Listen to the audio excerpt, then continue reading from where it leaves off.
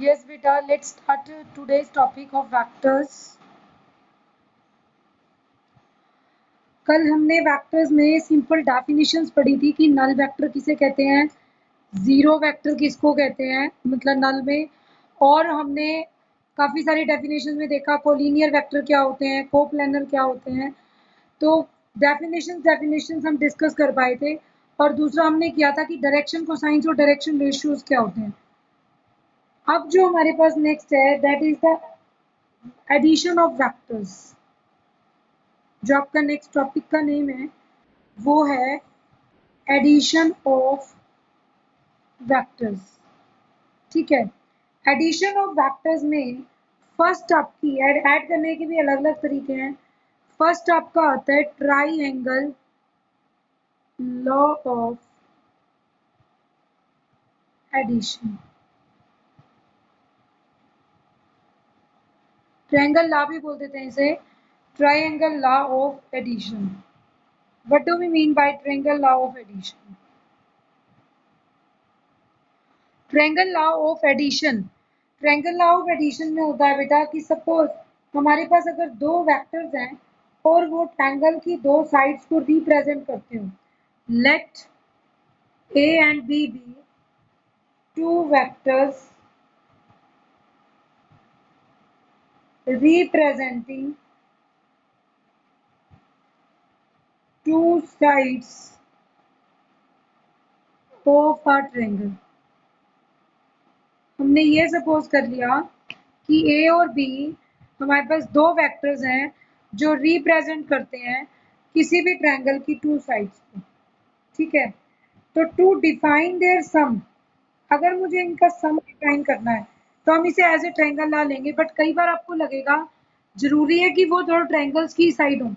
Suppose आपके पास अगर triangle नहीं भी है, सपोज एक वेक्टर यहाँ दिया हुआ है बी और यहाँ एक वेक्टर दिया हुआ है ए, तो व्हाट वी विल डू, हम यहाँ एक ट्रायंगल की शेप बना लेंगे। बी के पैरेलल बी ले लेंगे और ए के पैरेलल ए ले लेंगे। We will draw two vectors. इस वेक्टर ए के पैरेलल को ए ले लेंगे और बी के पैरेलल ए बी ले लेंगे। ठीक है, अब इस ट्रायंगल को कंप्लीट करने के लिए वी विल ज्वाइन ओबी। हमने ओबी को ज्वाइन करा दिया। मेन पर्पस तो ये है कि हम क्या करेंगे, जरूरी नहीं है हर बार ए और बी किसी ट्रायंगल की दो साइड्स को रिप्रेजेंट करें। अगर वो किसी ट्रायंगल की दो साइड्स को रिप्रेजेंट नहीं भी करते हैं तो हम उन दोनों साइड्स के पैरेलल दो साइड्स और ड्रॉ कर लेंगे। बी के पैरेलल एक साइड ली जिनका कॉमन इनिशियल पॉइंट एक ही ले लिया। एक पॉइंट से दो वेक्टर्स निकाल दिए जो एक बी के पैरेलल है और एक ए के। एक पॉइंट से दो वेक्टर्स हम आराम से निकाल सकते हैं जो दोनों इसके पैरेलल हैं। अब जब हमने दोनों इसके पैरेलल ले लिए तो मुझे क्या करना है, अब थर्ड ओबी को तो ज्वाइन करा दिया, ट्रायंगल आपके पास फॉर्म हो गया। ट्रायंगल फॉर्म होने के बाद अगर हम ध्यान से देखें तो यहाँ पर क्या टर्म आएगी, here OA is parallel to, OA vector किसके पैरेलल है, parallel to vector A and OB is AB is parallel to vector B। ठीक है, OA A के पैरेलल है और AB B के पैरेलल है, सच दैट दोनों का टर्मिनल पॉइंट क्या हो जाएगा, ए पॉइंट। ए पॉइंट दोनों का इनिशियल पॉइंट हो जाएगा और टर्मिनल पॉइंट आपके अलग अलग हैं। अगर अब मैं OB को देखूं तो what do we mean by OB, OB ये चीज आएगी। और OB अगर ट्रायंगल लॉ से काम करें तो this is equal to OA plus AB। OB is equal to, अगर मुझे O से B तक जाना है तो O to A and A to B, तो OA plus AB is equal to OB। तो इसका नेम क्या आ जाएगा OB का, OA वेक्टर A था और AB vector B, it means this is vector A plus B। तो हमें ये चीज ध्यान रखनी है बच्चे कि हम ट्रायंगल लॉ में क्या कह देते हैं स्टेटमेंट में कि if two vectors are represented by two sides of a triangle। दो वेक्टर्स अगर ट्रायंगल की दो साइड से रिप्रेजेंट है, taken in order,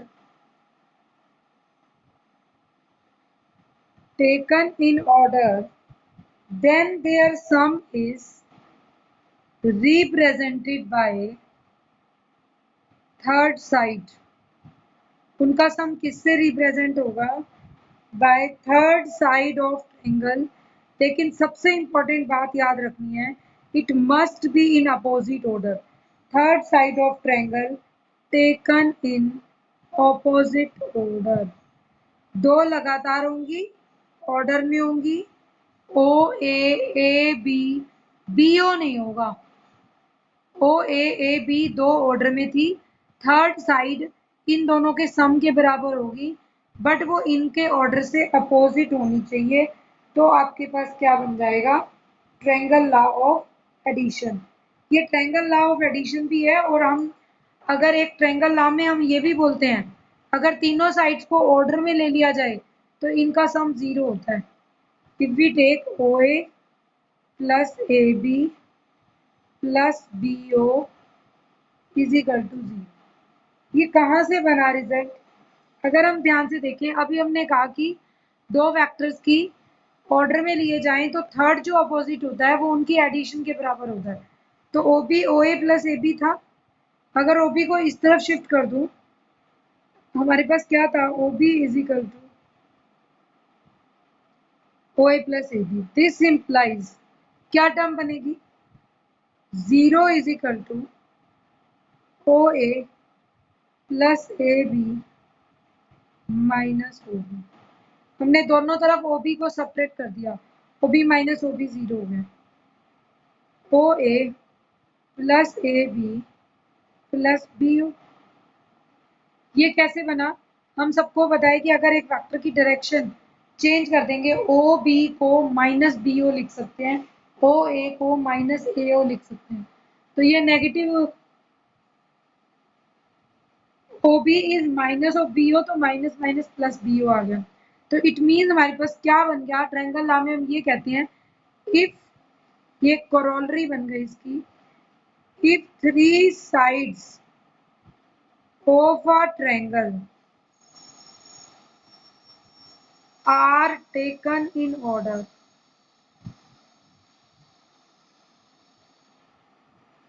then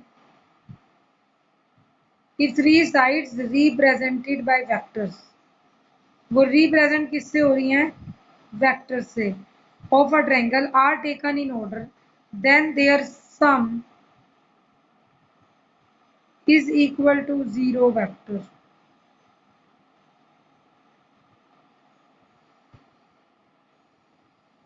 O A B B O 0 हो जाएगा। तो ये हमारे पास इंपॉर्टेंट रिजल्ट है, काफी जगह काम आएगा। नेक्स्ट जो आपका टॉपिक है that is parallelogram.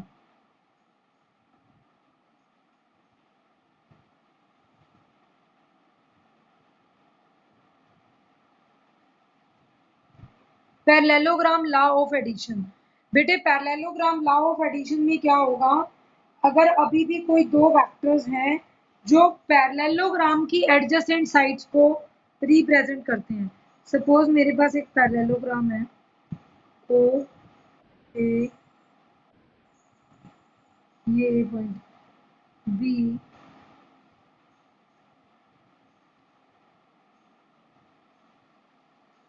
C. Suppose O A B C is a parallelogram, and if मान लो ओ ए रिप्रेजेंट करता है वेक्टर ए को एंड ओ सी रिप्रेजेंट करता है वेक्टर बी को। ठीक है, ओ एक इनिशियल पॉइंट है, इससे दो वेक्टर निकल रहे हैं, ओ ए और ओ सी, जिनके नाम ए और बी हैं। हमें ये चीज प्रूव करनी है। पैरेललोग्राम लॉ ऑफ एडिशन का मतलब क्या होता है कि अगर ट्रायंगल की दो साइड दिखाएं तो थर्ड साइड के बराबर होगा, टेकन इन अपोजिट होगा। पैरेललोग्राम की अगर दो साइड्स को दो वेक्टर रिप्रेजेंट करते हैं तो लेकिन एडजेसेंट होनी चाहिए, कॉमन इनिशियल पॉइंट एक ही होना चाहिए, तो इन दोनों का सम किसको रिप्रेजेंट करेगा? Diagonal of parallelogram. इन दोनों का सम रिप्रेजेंट करेगा डायगोनल ऑफ अ पैरेललोग्राम। ये चीज हमें शो करनी है। कैसे कर सकते हैं अगर वैसे भी ध्यान लगाएं। देखिए, first of all we will say कि if OA and OC represents vector A and B as two adjacent sides of parallelogram। अगर ये as two adjacent sides represent करता हो OA और OC वेक्टर A और वेक्टर B के नाम से, ठीक है, of a parallelogram having common initial point O। इनका इनिशियल पॉइंट एक ही है, common initial point O। Then there sum A plus B is defined as vector represented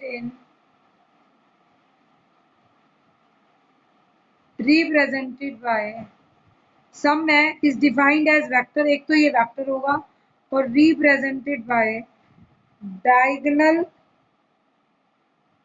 OB of parallelogram. अगर OA और OC किसी पैरेललोग्राम की adjacent sides बन जाती हैं तो वेक्टर A वेक्टर B का जो सम आएगा वो हमेशा डायगोनल को रिप्रेजेंट करेगा। कैसे करेगा वो देखिए इन पैरेललोग्राम मुझे पता है OC इज parallel to AB। OC AB के पैरेलल होगा। ये पैरेलल लाइंस हैं और अगर सपोर्ट पैरेलल हो, मैग्नीट्यूड में भी इक्वल हो, तो इसको भी वेक्टर B बोलेंगे। OC is parallel to AB and OC is equal to AB। इनकी लेंथ बराबर है, सपोर्ट पैरेलल है, तो जो वेक्टर B यहाँ पर है वही वेक्टर B आपको AB पर भी मिलेगा। तो देयरफॉर हमारे पास क्या आ जाएगा, AB वेक्टर किससे रिप्रेजेंट हो गया, B वेक्टर से। अब एक बात है, AB B से रिप्रेजेंट हो रहा है, OA O से। अगर इन ट्रायंगल OAB देखूं तो ट्रायंगल नाम में क्या होगा sorry, OA plus AB is equal to BO नहीं होता OB। O से गए A पर, A से गए B पर, तो finally we reach from O to B। तो हम ऐसे भी पढ़ लेते हैं कई बार लर्न करने के लिए। तो OA plus AB is equal to OB। OA plus AB कितना था, A प्लस B। यूज हमने ट्रायंगल ला किया है, बट अब हमारे पास डायरेक्ट रिजल्ट आ गया। किसी भी पैरेललोग्राम की अगर दो एडजेसेंट साइड से कोई भी वेक्टर से रिप्रेजेंट होती है तो थर्ड डायगोनल के क्या होगा, A प्लस B, उनका सम किसको रिप्रेजेंट करेगा, डायगोनल ऑफ पैरेललोग्राम।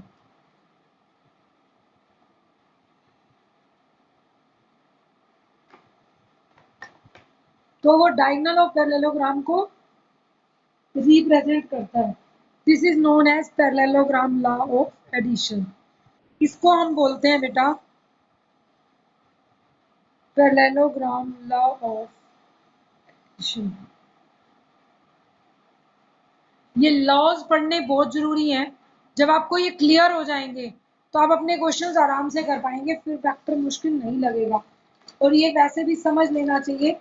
और जो आर्ट्स कॉमर्स के बच्चे हैं उनके लिए तो बहुत ही इंपॉर्टेंट है कि उन्हें वेक्टर समझ ही नहीं आएगा नहीं तो। Equivalence of two laws, science वालों के पास तो फिर ऑप्शन है, उन्होंने फिजिक्स में भी किया हुआ है कुछ। अब जो फर्स्ट एक्सरसाइज के बाद आएगा वो तो फिर टोटली आपको यहाँ पे सीखना ही है। Equivalence of two laws by parallelogram law देखें तो OB किसके बराबर था, OB is equal to OA plus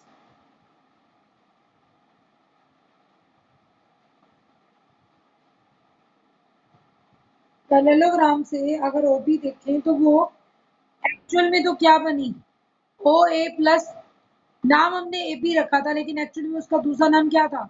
A B O सी का ही बराबर था, ओ ए प्लस ओ सी। ठीक है। नाउ अगर ध्यान से देखें तो ओ सी किसके बराबर हो गया? ए बी के। क्यों? बिकॉज अपोजिट साइड्स क्या होती हैं? Of parallelogram are equal. और अगर ऐसा हो जाए, finally O B is equal to O A plus A B, जो कि क्या है? ट्रायंगल ला था। तो इट मीन्स इक्विवेलेंस तो है। ट्रायंगल ला पैरेललोग्राम सेम ही है। हमने देखा पैरेललोग्राम में भी ट्रायंगल वाला ही यूज कर रहे हैं। तो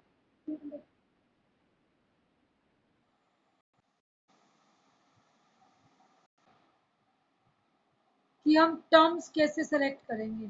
ठीक है, ये आपका पैरेललोग्राम लॉ ऑफ एडिशन था। नेक्स्ट है equivalence of two laws. Equivalence of two laws क्या है? ये तो हो गया। प्रॉपर्टीज करेंगे next.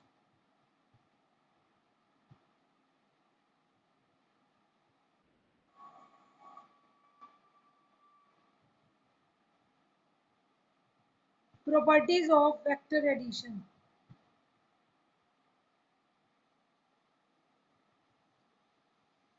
Properties of vector addition.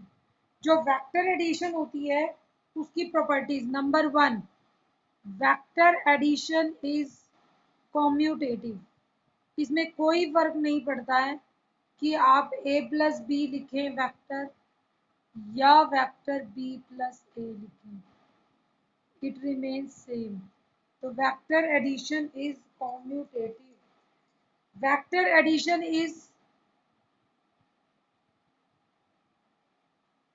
Associative also. ये एसोसिएटिव भी है। a plus B plus C is equal to a plus B plus C. तो ये एसोसिएटिव भी होता है vector addition. a plus B plus C is equal to a plus B plus C. पहले B सी का सम करके बाद में a ऐड करो, या पहले ए बी का सम करके बाद में सी, कोई फर्क नहीं पड़ता है, एसोसिएटिव ही रहेगा। Result will not change. ठीक है, फाइनली रिजल्टेड वही आने वाला है। Next, next is existence of additive identity. Additive identity क्या एग्जिस्ट करेगी?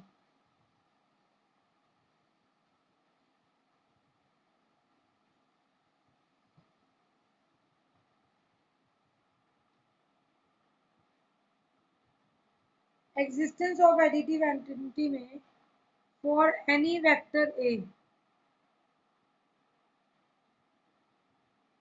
किसी वेक्टर ए के लिए vector A plus zero is equal to zero plus A,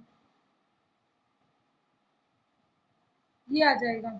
A plus zero, zero plus A is equal to A. Means null vector ऐसा vector है जिसे हम कहते हैं जीरो वेक्टर। नल वेक्टर ऐसा वेक्टर है जिसे किसी भी वेक्टर में ऐड करें वही वेक्टर ही आंसर होगा। तो इसको बोलते हैं एडिटिव आइडेंटिटी। और एडिटिव इनवर्स क्या होगा?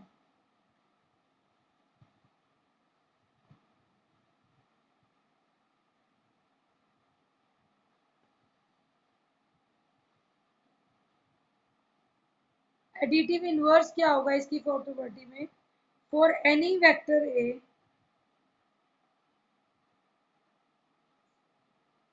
There exist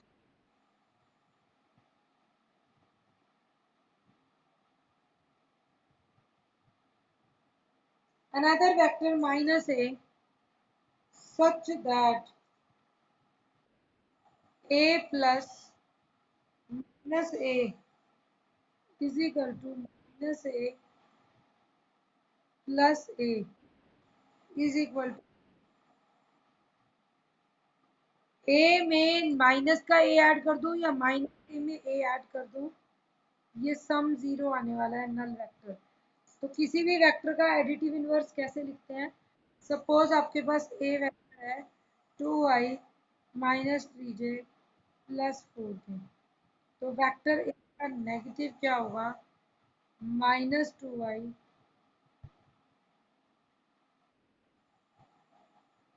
-2y plus 3j -4k। तो साइन चेंज हो जाते हैं नेगेटिव ऑफ ए का मतलब आप हर एक एलिमेंट का कंपोनेंट का जे के कंपोनेंट का जीरो कर, अगर आप इनको ऐड करके देख लो जीरो आएगा। 2 -2 3। अच्छा वेक्टर्स में ये बात भी सबको पता है ना, ith कंपोनेंट ith में ऐड होगा, jth में और kth में। आई जे के में ये चीज ध्यान रखना कि आपका जो वेक्टर होता है उसमें ith कंपोनेंट ही ith में जाके जुड़ेगा और jth वाला ही jth में जाके ऐड या सब्ट्रैक्ट होगा, जो भी प्रोबेबिलिटी है। ठीक है, next is for any given two vectors difference of vectors.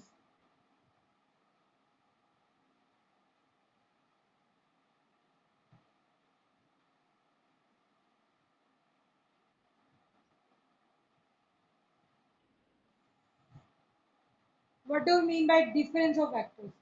Difference कुछ नहीं है, एक किस्म से एडिशन वाला काम है। हम ये कहें A and B be two vectors.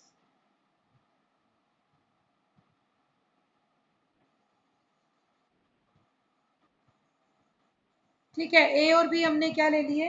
दो vectors. Then there difference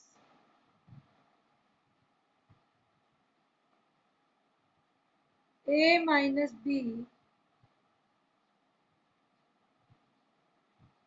is defined as this is equal to a plus minus B. बेटे a माइनस बी वेक्टर का मतलब क्या है? a में से b माइनस करना है, या दूसरी लैंग्वेज में हम ये कह दें कि b का नेगेटिव निकाल लें और a में ऐड कर दें। बात वही है, negative difference of two vectors. तो a माइनस बी आ जाएगा। अगर मैं इसका डायग्राम लूं तो हम ये कह सकते हैं, कोई भी ट्रायंगल ले लें, हमने लिख दिया this is vector A, this is vector B, और कॉमन पॉइंट से ले लें। अब अगर वेक्टर बी ए की बारी करें तो बी ए किसके बराबर होगा? ध्यान से देखे तो O B plus B A ओ ए के बराबर होना चाहिए। तो वेक्टर बी में क्या ऐड करूं कि आंसर ए आ जाए? ए माइनस, ताकि बी तो कैंसिल हो जाएगा और ए ही बच जाएगा। तो किसी भी वेक्टर में ए माइनस बी को हम ऐसे रिप्रेजेंट कर देंगे, टर्म्स ऐसे आ जाए। वैसे हम थर्ड साइड से सम डिफाइन करते थे, अब बात तो वही लगाई है लॉ की, लेकिन अब लॉ के हिसाब से ये बनेगा ए माइनस बी ए। और वैसे बी ए को रिप्रेजेंट करना हो तो ए क्या था? ओ ए, और बी क्या था? O B. तो ये ओ ए और ओ बी आपको गिवन थे। तो अगर मैं कहूँ बी ए वेक्टर, तो बी ए वेक्टर इज, ये कितना आ जाएगा? A minus B. कैसे आया? अगर B A vector A minus B है, नाम लिख कर देखो, B A is equal to O A minus O B. B A is O A minus O B. O A में से ओ बी निकाल दूं तो बी ए आ जाएगा। सम है वो अलग चीज है, डिफरेंस का अलग मेथड है। Multiplication of a vector by a scalar, किसी भी वेक्टर की स्केलर से प्रोडक्ट कैसे करते हैं? उसका हर मेंबर मल्टीप्लाई हो जाएगा।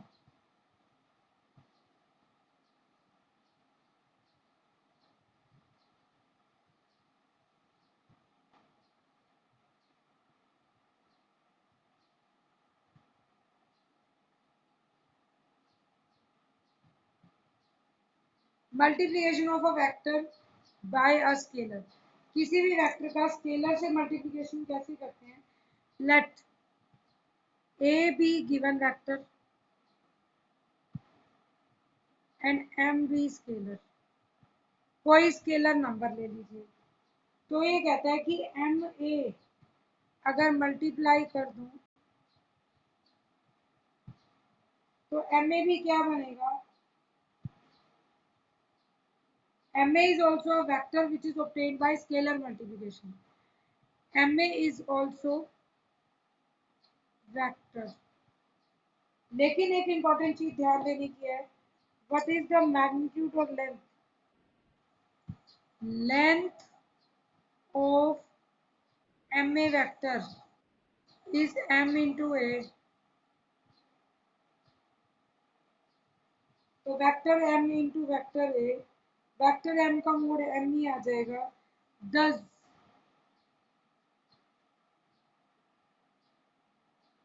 length is M times the length of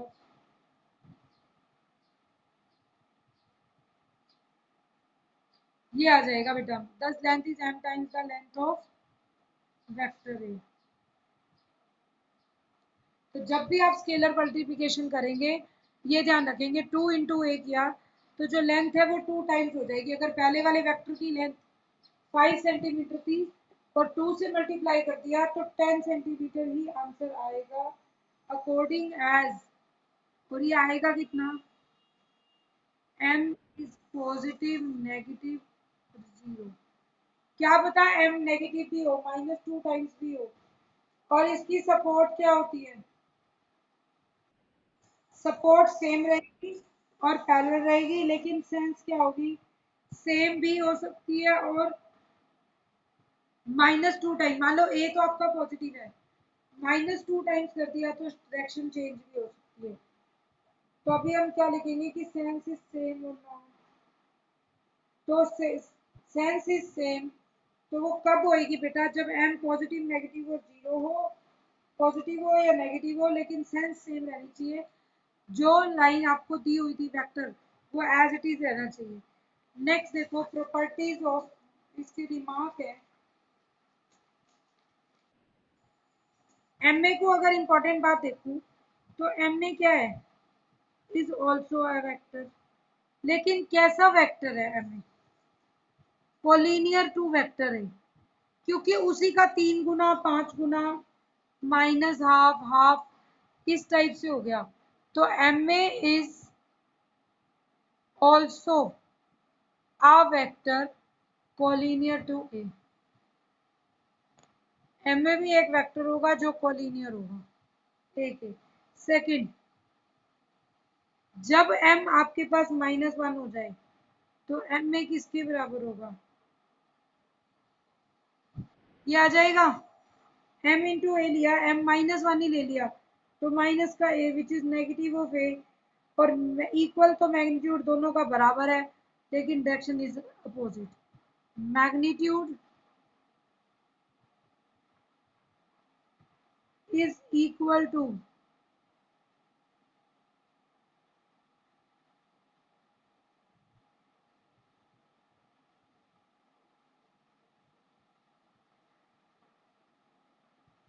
जो आपको वेक्टर गिवन था, magnitude is equal to magnitude of given vector A, ठीक है, and direction opposite to that. अगर माइनस से मल्टीप्लाई करते हो तो हमेशा ए का जो मैग्नीट्यूड है वही -a का भी मैग्नीट्यूड है, लेकिन डायरेक्शन अपोजिट हो जाएगी नेगेटिव से मल्टीप्लाई करने पर।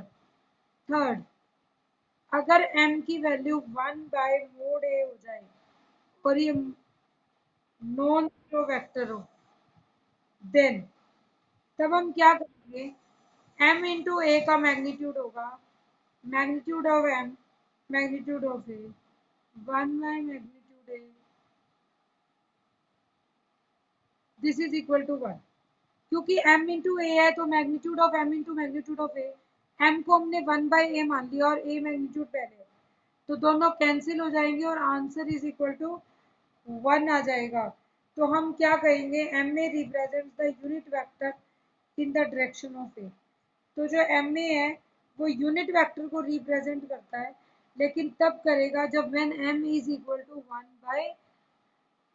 ए का ए वाली आपकी टर्म दी हुई है, इसका फंक्शन हम जब सॉल्व करेंगे तो m इज 1/a, तो ये आपके पास आ जाएगा MA is equal to m into A. और प्रॉपर्टीज में कुछ पॉइंट्स और ऐड करूँ।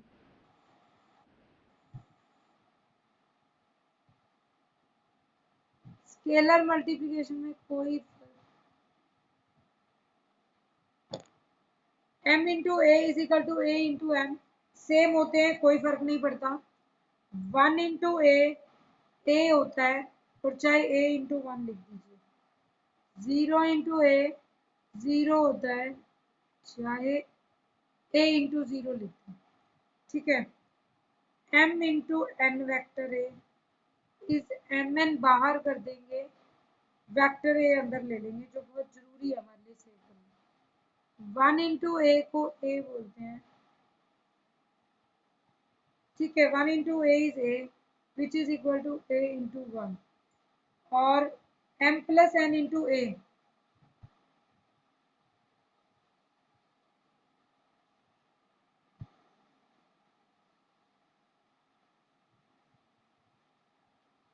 m plus N into A क्या हो जाएगा, M A plus N A, ये रिजल्ट ओपन हो जाएगा। और अगर m of A plus B है तो M A plus M B. तो प्रॉपर्टीज में ये चीज ध्यान रखनी है, 1 ए बन जाएगा, 0 इंटू ए 0 होता है, एम एन को इकट्ठा कर दो कोई फर्क नहीं पड़ता है, यूनिटी से वेक्टर मल्टीप्लाई होगा वो खुद आएगा। दो नंबर्स बाहर है और वेक्टर सिंगल है, दोनों नंबर ए के साथ मल्टीप्लाई होगा। यहाँ स्केलर नंबर एक है बाहर और अंदर ए प्लस बी है, तो एम ए भी होगा और एम बी भी होगा, तो ये स्केलर्स में हो जाएगा। ये आपका फर्स्ट एक्सरसाइज के सारे लॉज ऑफ एडिशन और प्रॉपर्टीज थी। फर्स्ट एक्सरसाइज आप खुद से कर लेंगे लगभग। कोई कोई एग्जांपल है जो मैं आपको बता देती हूँ करके अभी। जैसे एग्जांपल आ गया बेटा, if mod A is equal to 3 then find value of 5a minus 2a 0a। कैसे फाइंड आउट करेंगे, अभी प्रॉपर्टी करिए। लिखेंगे 5 into magnitude A is 5 magnitude mode into mode of vector A. 5 का मैग्नीट्यूड तो मोड 5 हो गया, ए का मैग्नीट्यूड 3 है, तो आंसर इज 15। माइनस 2a,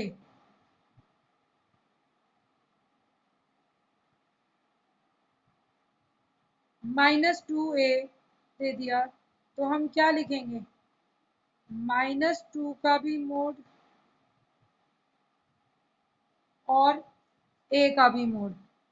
इसको दोबारा लिख देती हूँ, माइनस 2 का मोड ए का मोड, माइनस 2 का मोड 2, 2 3 जा 6, प्लस का ही 6 आएगा, और 0 इंटू ए का magnitude, magnitude of 0 magnitude of A, 0 into magnitude of A is 3, 3 into 0 is 0।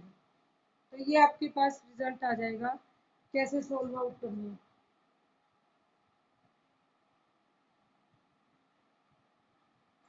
if OA plus OB is equal to